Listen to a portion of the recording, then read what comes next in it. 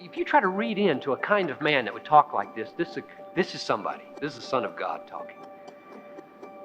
And what he's about to bring through his death is a movement in the world that is going to elicit great opposition, a lot of fire and smoke, a lot of division. And in the end, I think, since that's all God's will, there's going to be judgment. The New Testament is clear. Jesus didn't come to preserve peace at any cost. He came to bring peace with God, even if, in many cases, it causes division. I'm Dan Kruver. In this episode of Light and Truth, John Piper opens Luke 12 to help us feel the weight of Jesus' words about fire and judgment, so that we will feel the urgency of aligning our lives fully with Him.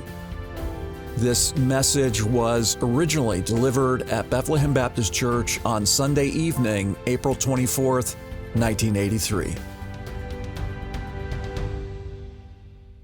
Let's turn together to Luke chapter 12.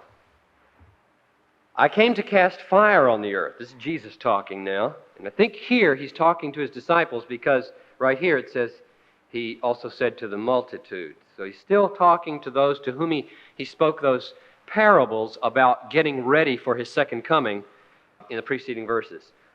I came to cast fire on the earth, and would that it were already kindled. I have a baptism to be baptized with, and how I am constrained until it is accomplished. Do you think that I have come to give peace on earth? No, I tell you, but rather division. For henceforth in one house there will be 5 divided, 3 against 2, and 2 against 3. They will be divided, father against son, and son against father, mother against daughter, and daughter against mother, mother-in-law against daughter-in-law, and daughter-in-law against mother-in-law. Now, we have really 3 distinct things here. I came to cast fire on the earth. I have a baptism to be baptized with, and I came to bring division. That's basically the threefold structure of the text. And let's just try to figure out what each of those means. And I think the best guide for not reading in something that may not be here is to suggest that they probably have something to do with each other. And we probably better keep them real close together and let them interpret each other. And I think the one I'm going to start with is baptism. Jesus says, I have a baptism to be baptized with, and how I am constrained until it is accomplished. Turn to Mark chapter 10, verse 38. When you're puzzled about a text, one of the things you do is try to find some real similar text in another place, and there's one in Mark that I think tips us off to what this means. 10:38, Jesus said to them, "You do not know what you are asking." They just said, "Can we sit at your right hand?" You don't know what you're asking. Are you able to drink the cup that I drink, or to be baptized with the baptism with which I am baptized? Now, I'm assuming that probably drinking the cup and this baptism are the same thing. What is the cup? Yes, the crucifixion in Mark 14:36, where in the Garden of Gethsemane, he falls down and he prays, "Lord, if it be possible, let this cup pass from me." Meaning, if there were any other way to achieve what I came to achieve besides the crucifixion, would you let that be the case? So the cup is death. And therefore, I think baptism is too. And that's what I think it means here. I have a baptism to experience, and I am constrained until it is accomplished. It's sort of like I feel myself boxed in on a road with a destiny. Why is it called a baptism?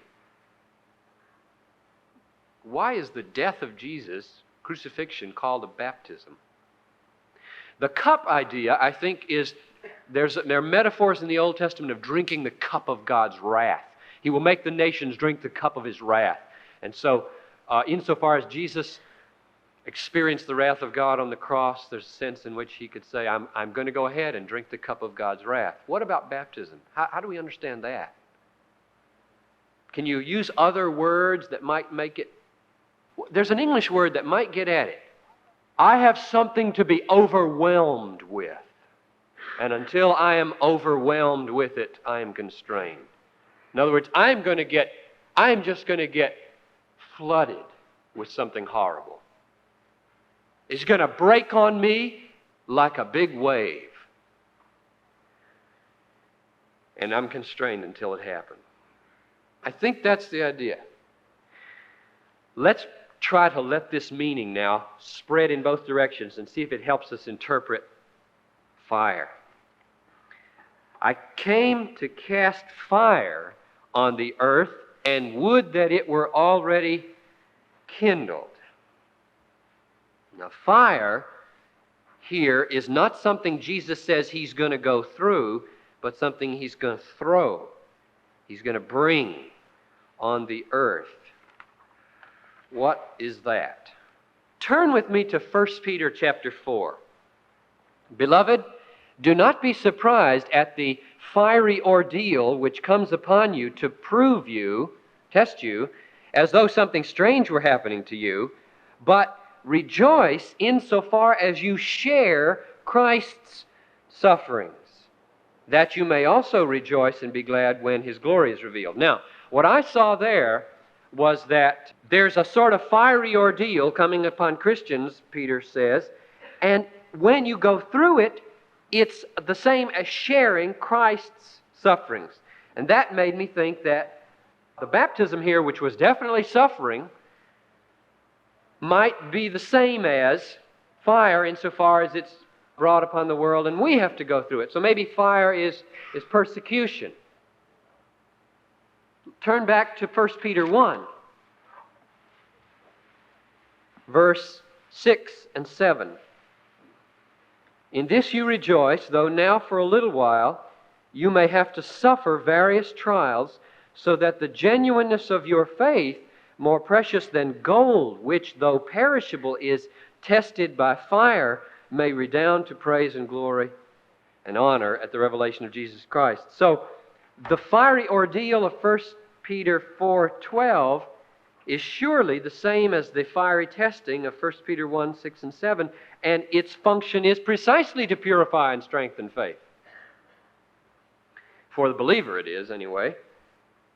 So, at least the analogy in 1 Peter suggests that the fire Jesus came to cast on the earth is He's going to bring about a situation in which lots of persecution happens.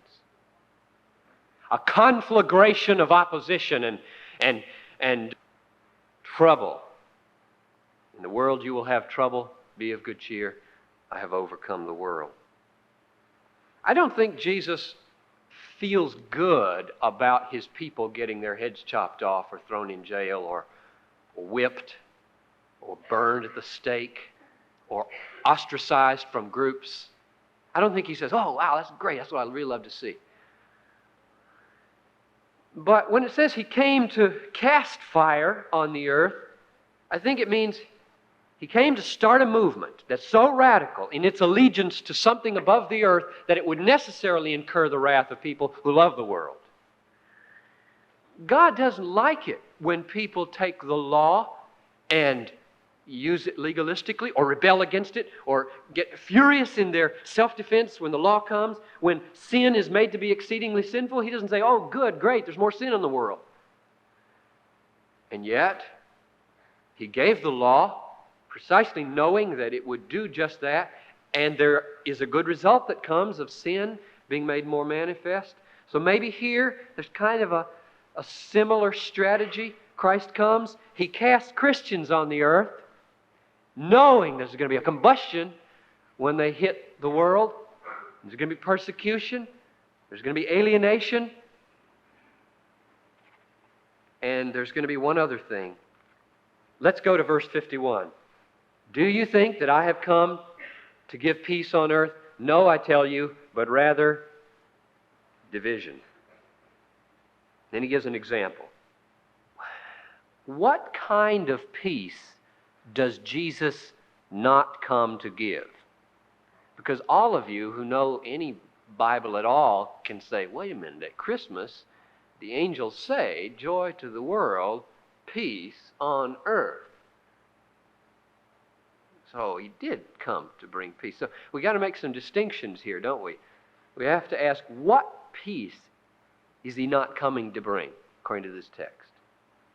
What peace does Jesus not intend to create? Here's the way I would put it. Jesus didn't come to bring a peace which can only be achieved by compromising your allegiance to Him. If by simply obeying Jesus you stir up strife, it's not your problem. Turn to Romans 12, verse 18.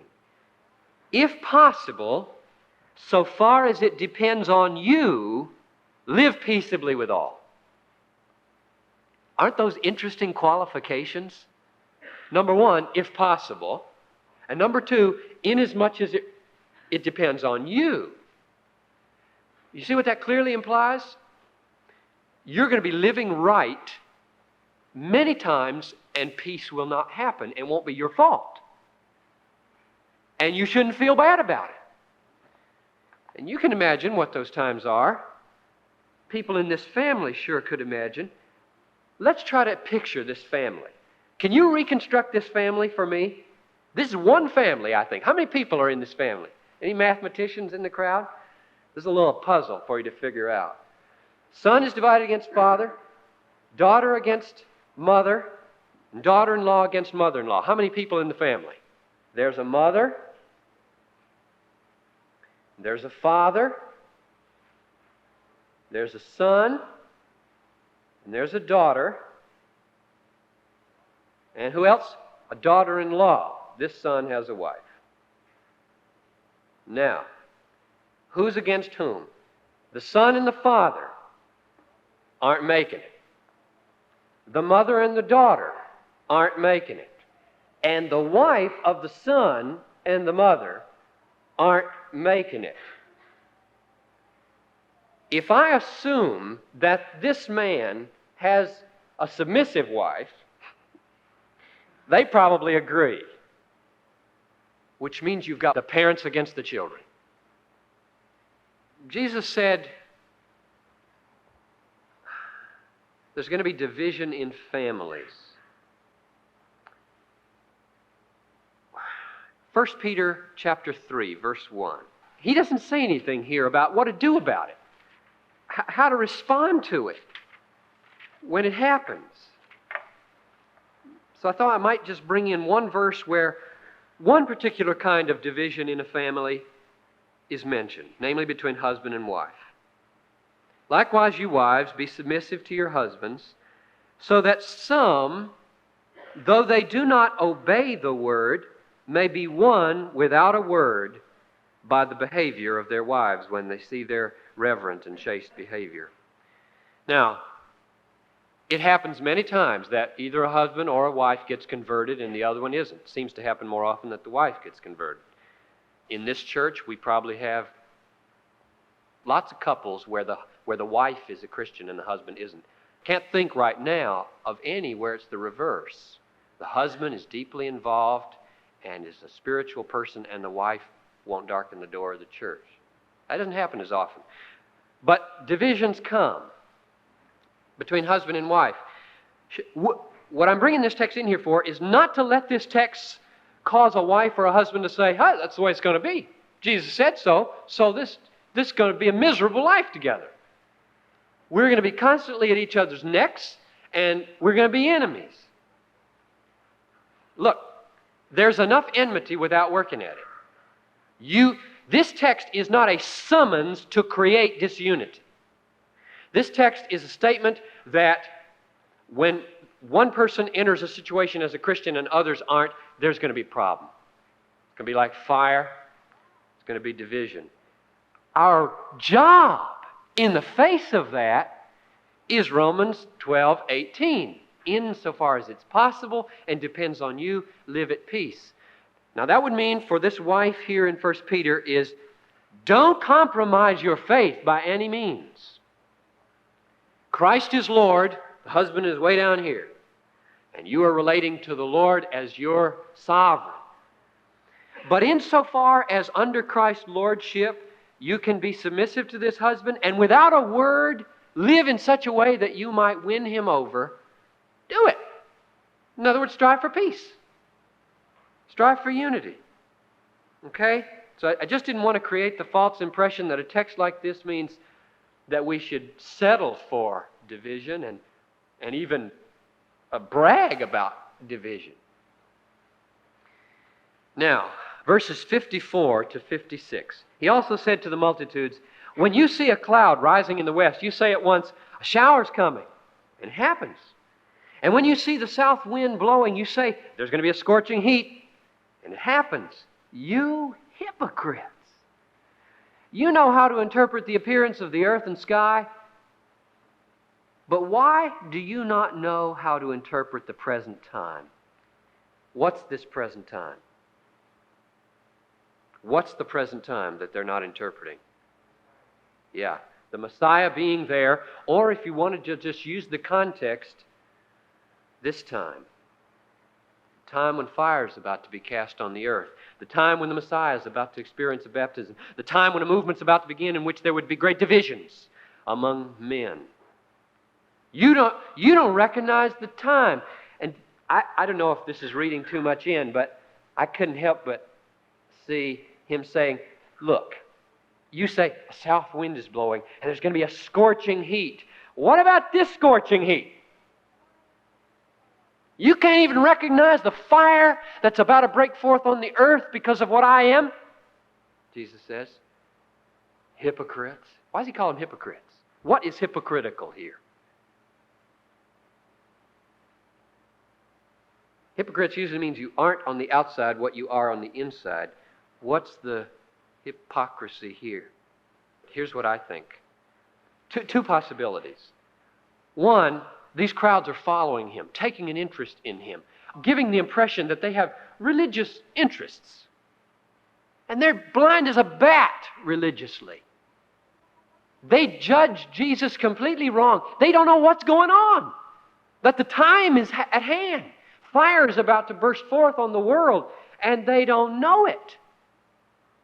Or the other possibility is to say, you give the impression of having real savvy in making predictions.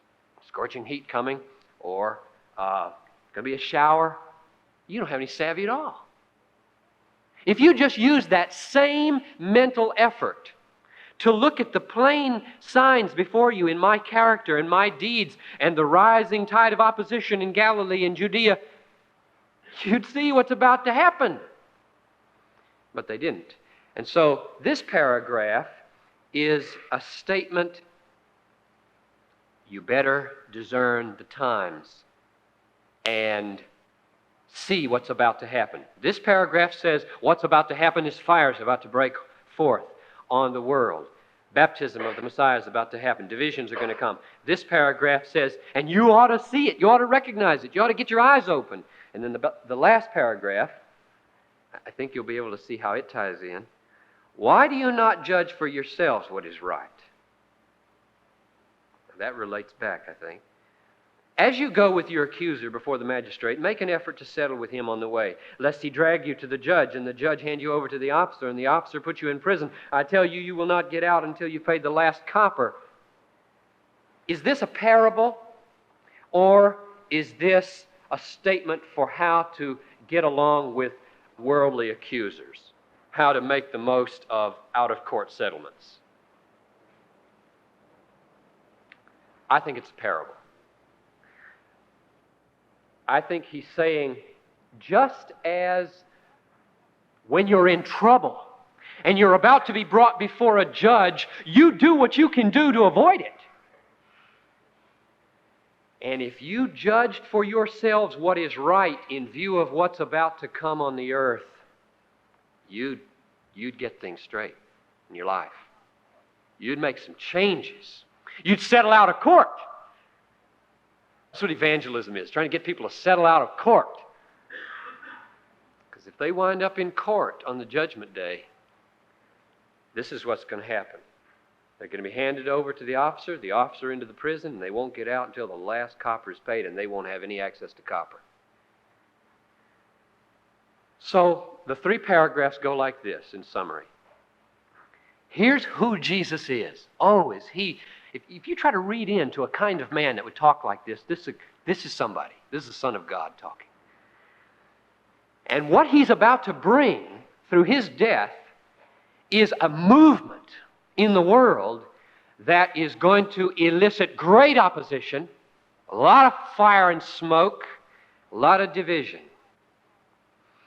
And in the end, I think, since that's all God's will, there's going to be judgment. Next paragraph says, and you people should judge that this is the time. It's time. Wake up. A scorching heat is coming out of the south, as it were. And then the last paragraph says, use your brain to get ready for it when it comes. Settle out of court. So there are a lot of practical things that we could use inside the church, but the main point of the text has to do with the gospel confronting people who are outside the church and creating opposition and division, and yet also wanting them to settle and get right with God. And I hope that's what we do. We just extend the gospel and have people either oppose us or settle out of court. Fire or settlement. This is Light and Truth, God-centered preaching to help you see Christ clearly and treasure Him truly. I'm your host, Dan Kruver. Thank you for listening. On our next episode, John Piper preaches a message titled, No Help Wanted, God's Call of Radical Dependence. I hope you'll join us. For more resources, visit desiringgod.org.